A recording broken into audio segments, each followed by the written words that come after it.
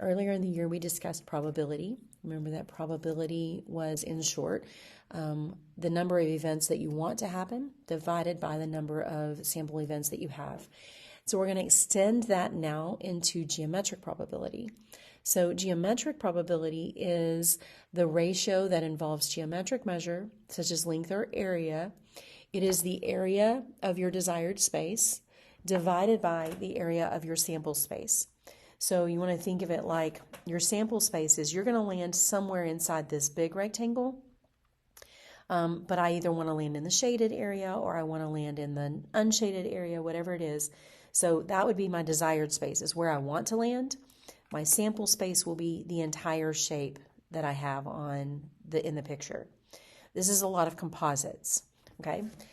So find the probability that a point chosen at random in the figure will be in the following areas. So what's the probability that I'm going to land in the inner rectangle? Okay, so the inner rectangle is I want to land here. Well, that's going to be the probability of the inner divided by the probability of the outer. Okay, the biggest place. This is the biggest area where I can land, and this is the area where I want to land. Well, the area of the inside rectangle is 4 times 8. The area of the outside rectangle is 10 times 6. That is 32 over 60. Now, we always reduce or simplify our fractions into the least common terms. So let's get rid of that fraction. Let's reduce that fraction by its common term. So that would be, my fractional probability would be 8 over 15. My decimal probability, will be 0.5333333, right? And then my percent probability, which is probably what we're the most used to, would be times 100, which would be 53.3%. Never round until you have moved the decimal, okay? So if I say round to the nearest tenth or the nearest whole percent or whatever, you would not round this number and then move the decimal. You move the decimal and then you round it at the very, very end, okay? Just a side note. What's the probability that I'm going to be in the shaded area? So this time I want to land in this black space. Well, how do we create that black space? We start with our big rectangle, and we take away the white rectangle, and that will leave us with this amount of space. So we're going to take our outer minus our inner divided by, I can land anywhere inside the whole big shape, my outer. Okay, so my outer is 10 times 6, my inner is 4 times 8, and my outer, my entire sample space where I can land, I'm guaranteed I'm going to land somewhere in there. 60 minus 32 over 60 is 7 over 15 reduced, right? We always want to reduce. So 7 over 15, which is 7 divided by 15, is 0.466 in decimal form, which if you multiply that by 100 to convert it into a percent is 46.7%. Now, just so you can see it, there are only 2 colors inside this. I can land in the white space, I can land in the black space. Do you notice that the white space and the black space add to 100%? Right? You're either going to land here or you're not. You're either going to land here or you're not. You have a 100% chance of landing inside here. Okay, so just notice that because this is broken up into 2 pieces, these 2 pieces add up to 100%. Okay, so let's look at this next problem. Find the probability of landing in the shaded area of the figures, round to the nearest tenth of a percent. Well, we need to find the area, so I want shaded. Basically, I want shaded over whole. Okay, so think about what it takes to create this shaded area. So in this case, we need circle minus trapezoid divided by the entire shape. The biggest shape in this picture is the circle. So it will be the area of the circle minus the area of the trapezoid divided by the area of the circle. Okay, so the area of the circle is pi r squared. So that's pi times, the circle has a radius of 25. So pi r squared minus the area of the trapezoid, 1/2, base 1 plus base 2 times the height. And that's all over the circle. Almost wrote the wrong thing. Area of the circle. Okay? So this is 625 pi minus, when you type all that in, you get 345 divided by 625 pi. Now, don't let the calculator mess this up for you. Okay? Got to make sure that you do this right? Divide by 625 pi. So I asked to the nearest tenth of a percent, so we're going to type it into our calculator. 625 pi minus 345. Enter. Never round until the end. Divided by, parentheses, 625 pi. If you don't, it will divide by 625 and multiply by pi. You have two things down here. You want to divide by them both. Okay? And it said to the nearest tenth of a percent. This is not a percent answer. You have to make it a percent answer. So we're going to multiply that by 100, and then we're going to round. So tenth of a percent, I'm going to look at the 4. I look one number past. That's a 3, or excuse me, the 2 doesn't round up the 4. So it will be 82.4%. There's an 82.4% chance that if I throw a dart at this figure, that I will land in the shaded area. What that means is that 82.4% of this area is shaded. That's really what we're finding, is what percent of the shape is shaded. Okay, let's look at this hexagon inscribed inside this circle. So I want to land in the shaded area. Again, how do you create it? You take the circle and you subtract the hexagon, and then it's over the whole thing. The biggest shape in this figure is the circle, so it will be divided by the circle. Okay, so let me write this out a different way. The circle, area of the circle is pi r squared. Well, the radius of the circle and the radius of the hexagon in this case is the same thing, 16 squared, pi r squared. So the area of the circle is 256 pi. The hexagon, the area of a hexagon, so we got to reach way back. Okay, the hexagon, that's 1/2 the apothem, which I don't have, times the perimeter, which I don't have. Well, let's go get it. Okay, so in that case, then we've got to reach back and go do what we did before with polygons.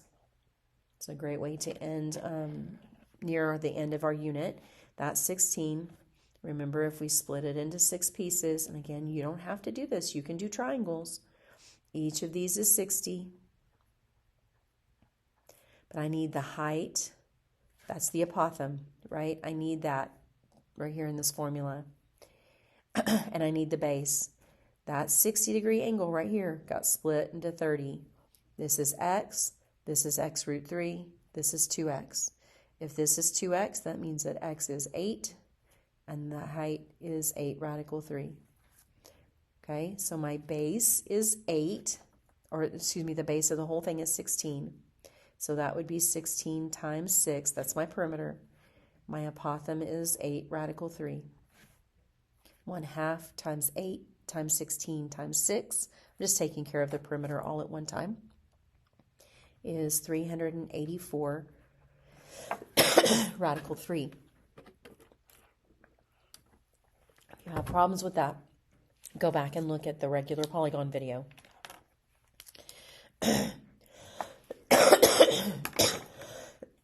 Excuse me, I'm so sorry.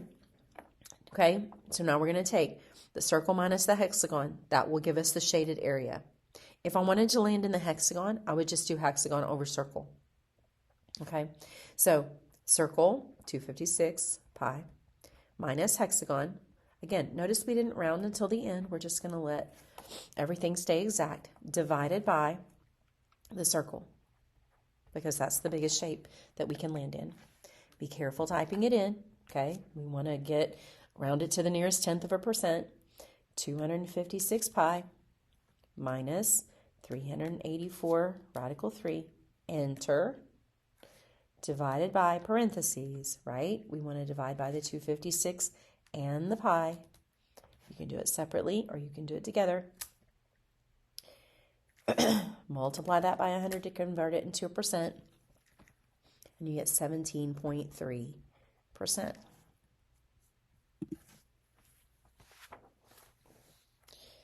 All right, let's look at a dartboard. This is someplace that we know, like we've seen this. The probability, what's the probability you're going to land in a particular area? So we have a dart game with a target with concentric circles. Remember, they share a center with a radius of 5. So this is 20 points, 15 points, 5 points. We have a radius of 5. We have a radius of 8. And we have a radius of 12. There's no particular reason why I drew them that way. Just I had space to be able to see them. If a dart is thrown at the target, if it's equally likely to land in any space, so there's no outside factors that will keep it from landing somewhere inside this target, what is the probability that it's going to land on the 20-point section? Well, the way that you do that is you find the area of the 20-point section divided by the area of the whole target. Okay, well, the area of the 20-point section is pi times 5 squared divided by the area of the whole target, which is pi times 12 squared. Notice what happens to the pi's. They cancel out, and you're left with 25 over 144. If you convert that into a percentage, which is what we're accustomed to, right? 25 divided by 144, multiply that by 100, you have a 17.3% chance of landing inside the 20-point circle. What about the 15-point circle? So the 15-point circle is a little more complicated because we just need this space right here.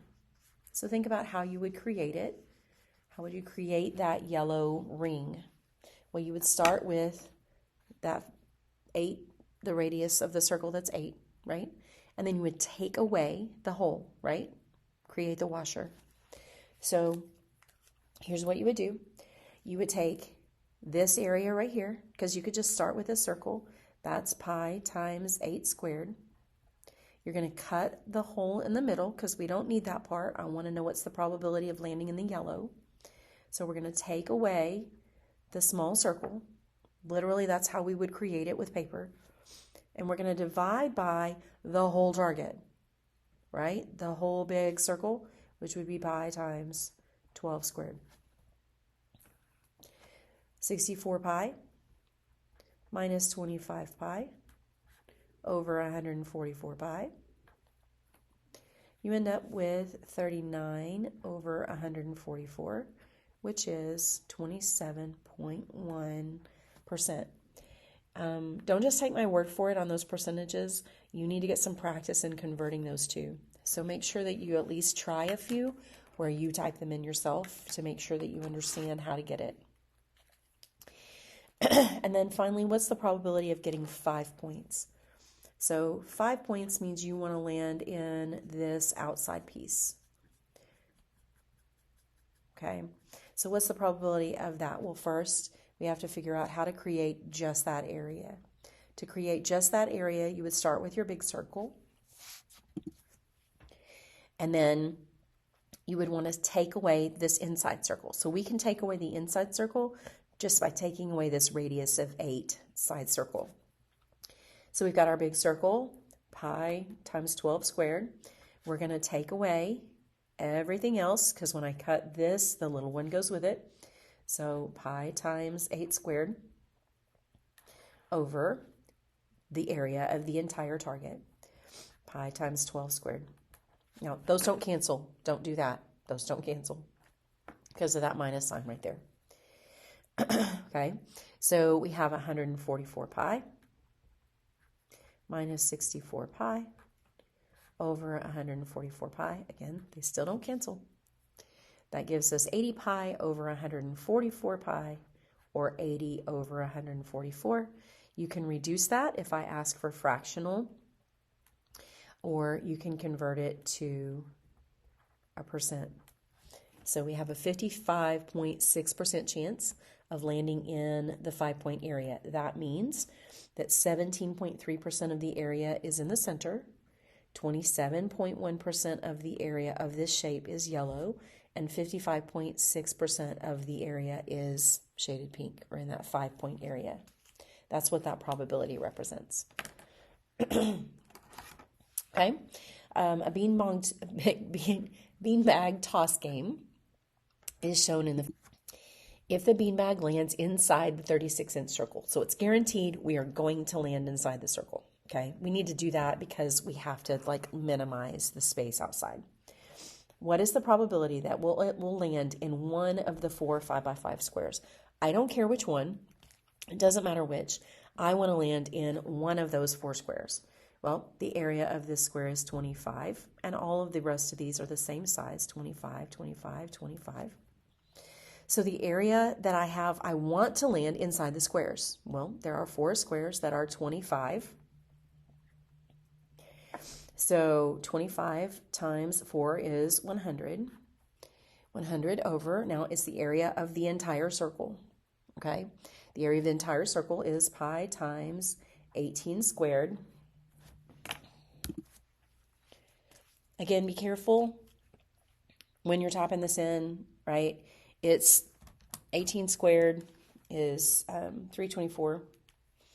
So it's 100 over 324 pi. Again, be careful. Like I said, make sure you divide with parentheses. 100 divided by 324 pi.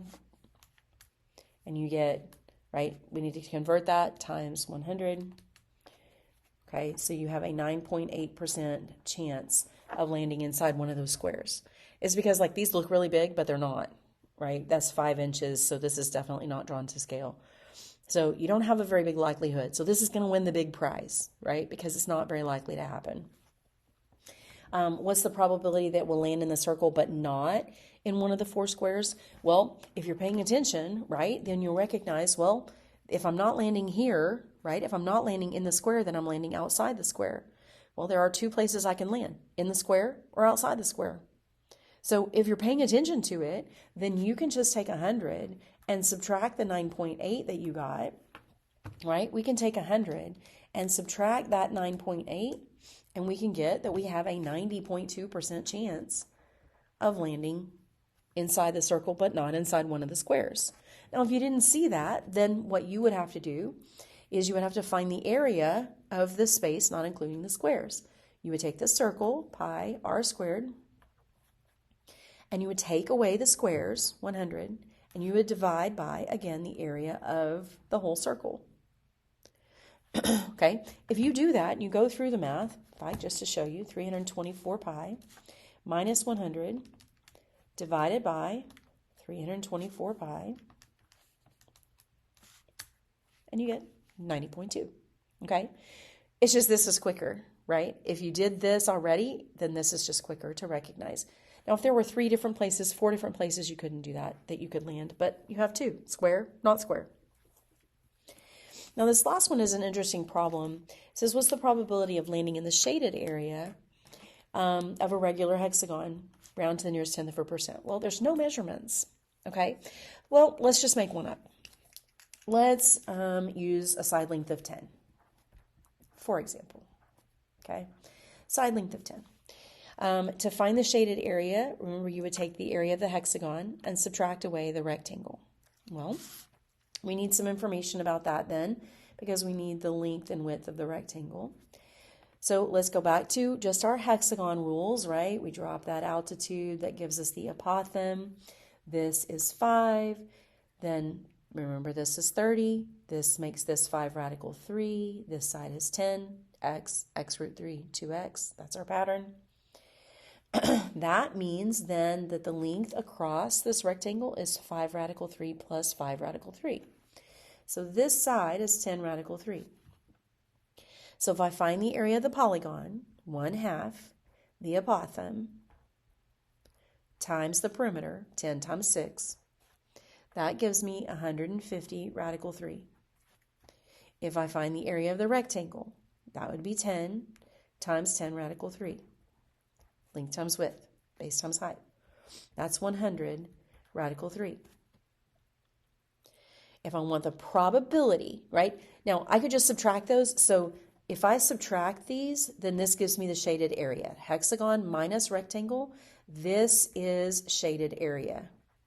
Okay? If I ask you just to find the shaded area, that's it. That's all you do. If I ask for the probability of landing in the shaded area, then you take the shaded area and you divide it by the total area. Biggest shape is the hexagon. That's 150, radical 3. So look right here. The radical 3's cancel out, and 50 over 150 is 1/3. Okay, well, what if I just happen to, is the answer going to be different if I picked another side? Well, let me show you what I did. So I did it again with a side length of 20. If the side length is 20, then the apothem will be 10 root 3, and the perimeter will be 120. That's 600 radical 3. The area of the rectangle then would be 20 times 20 radical 3, which is 400 radical 3. If you find the difference between them, right, to find the shaded area, subtract those two, divide by the original big area, 600 radical 3, you get 1/3. So that's why there's no numbers, because it doesn't matter. Okay, because if I put these two together, so look, if I take this triangle right here and I move it over here, okay, so if I take this one and put it right here, and I take this one and I put it right here, then the entire shaded, this is all shaded. So there are 1, 2, 3 rectangles. And this is 1/3 of those rectangles. So it doesn't matter what the sides are. And sometimes that happens. Sometimes it doesn't matter what the size is. It doesn't matter what measurements you put on it. You're always going to get the same answer, regardless. Okay, so there's a difference. I want to make this point real quick. In finding the shaded area, you just find the area of one shape and subtract away the area of the other. If I want probability, then it is the area that you want to land in divided by the whole area. Okay, that's the difference between shaded area and the probability of landing in the shaded area. Part over whole. That's what you want when you're doing probability. Okay, and then pay attention to the format that your answer is supposed to be written in and round correctly.